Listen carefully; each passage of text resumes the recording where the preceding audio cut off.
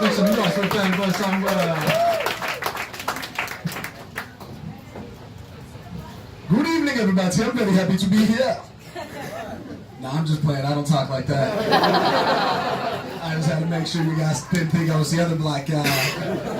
Been like 3 of us now. They didn't tell you this was going to be a black show. Like, oh shit, we out here. No, I was born in Africa though. That is real. But I always like to tell people about the country I'm from. They've had more people killed in Civil War than any other military conflict since World War II. But Worcester's still the sketchiest place I've ever lived. It's always a fun time. I do have my last name is African, and every time I was doing a show one time in Greenfield, Mass. You guys ever heard of Greenfield? Oh yeah. Oh man, that's unfortunate. Well, for those of you guys who don't know anything about Greenfield, all you need to know is the only color in Greenfield is in the name. That's all you need to know. And the host comes up to me and he goes, Ben, how do you say your last name? I was like, Basunga? He goes, Bazanga? Like the titties? I guess you can say that. So I think I can pronounce that. So I'm coming on stage. It's like the next comic coming to the stage, Ben Titties. I was like, oh. So if you ever go to Greenfield, ask about Ben Titties. They know me.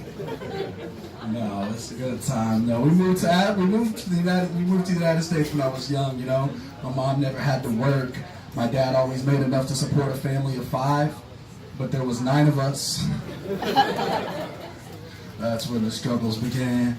I having a big family, you know, like we're very talented, right? Like I have an older sister, she plays the piano. My older brother plays the guitar. I've always played second fiddle to them. But every time you get me and my 3 older brothers together, we look like we're a white coat short of a Jamaican bobsled team.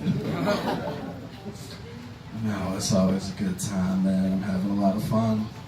I just want to say, Colorado Rockies hat, my guy. I like that guy. Yeah, no, guys, I'm getting older. I know you guys can't tell, because black don't crack. I know my hairline looks like it's further back than it should be, but I'm like 76, guys. I don't know. You guys can't tell I'm like 76. I can tell I'm getting older because I'm doing things different in my older age, right? Like I still want to feel rebellious, so I still speed when I drive. But now I listen to NPR while I do it. I do my Sudokus in pen now because I'm no bitch. That's what happens when you get old, you know? It's a lot of fun. I talk a lot of shit about my dad, and it makes me feel bad because my dad is one of my favorite people in the world. Like, my dad taught me a lot of things growing up. Like, he taught me how to clap. How do you guys clap? Like, show me how you guys clap.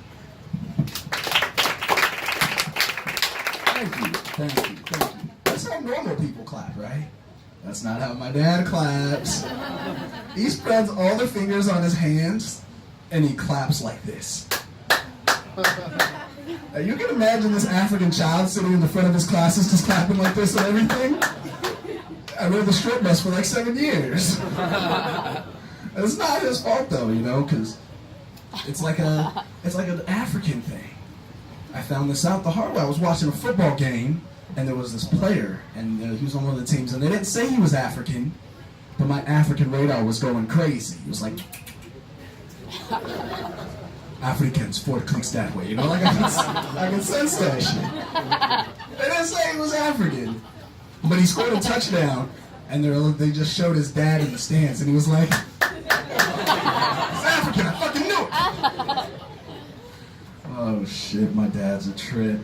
It's not all bad though. I remember the first time I got stung by a bee, and I broke out in hives. This had never happened to anyone in my family, so my dad freaked out. We went to the doctors. We went in there, and the doctor was like, well, Mr. Basun, that's not a problem. Your son has a bee allergy. And my dad looks at the doctor dead serious and goes, how can my son have an allergy? He's not white. Only white people get allergies, Dad? I wonder peanut butter is the silent killer in the Congo. So the doctor continued. He's like, it's not a problem, Mr. Basunga. He's gonna have to carry an EpiPen. You can get one from the pharmacy. They're $500 a piece. My dad looks at me and goes, Benjamin, if you get stung again, you are going to have to die. That was my childhood, dodging beasties. It's a fun time. It's a fun time. Any porn fans in here? You guys look like a porn crowd. You guys look like a porn crowd. Incest porn is all the rage now, right? Or as they call it down south, home videos. Porn's not my thing, you know? Like, I think a lot of porn's overrated. Like, you guys do threesomes? Is that a thing people like here, threesomes? Yeah, see, me neither. I'm not a threesome fan. Like, threesomes are too complicated for me. It's not anything I'd ever want to spend my time in, right? Because if you have two girls and one guy, that's like a traditional one, right? If you have two guys and one girl, as Mo said earlier, they call that a train, which I think is a terrible name. I all vote that we change to call it a Chinese finger trap. That's what we should call that. Think about it, take your time. Just let that settle for a while. Not a big fan of the Chinese finger trap. And then it's like, it's weird because like, so you got two guys, one girl, you call that a Chinese finger trap. You get three people, you get three guys, all of a sudden it's called gay? Who's making these rules? You have five guys in a row, all of a sudden it's a straight. I don't know. It's politics, right? It's too much. The funniest part is like, how do you start a threesome with two guys? Like, who goes first? Do you guys play rock, paper, scissors? Do you flip a coin? Is it gentleman's rules by girth? I don't know. And if you're not the one that has sex first, what do you do the whole time? Do you cheerlead? I like your stroke, my guy. You just go jerk and smirk in the corner? Like, what are you doing? It's too much. And then when it's all over, because you know the moment you do like cuddle, you pillow talk? Like, you know the moment you bust a nut, everything changes, right? Like, when you're having sex, it's like Woodstock 99, you're having a great time. Then the moment you bust, it's like you're at the fire festival. It's like, get here, I need to leave. And who leaves first? You know, like, what do you do after you guys are done? Do you guys like lay there and look at each other? Like, who stands up first? Do you guys shake hands? Maybe give them a fist bump? Smack them on the ass and say, good game? I don't know, guys. I'm not a fan of threesomes, all I'm saying. But I do like those hip-hop music. Any fans of hip-hop music in here? Woo! Poontang? I don't think Poontang is a hip-hop band, my guy. Is that the white version of Wu-Tang? Maybe it is. I don't know. I'm a big fan of hip-hop music, though. I'm a big fan of the artist Drake. Rappers always say crazy stuff, right? Like, he has this lyric, he's like, drinking every night because we drink to my accomplishments. I was like, that sounds dope. I should try that. So I've been sober this whole year, guys. Guys, I've been Ben Basinger, that's my time. Give it up for your host, Jesse Burlingame. Keep it going for Ben.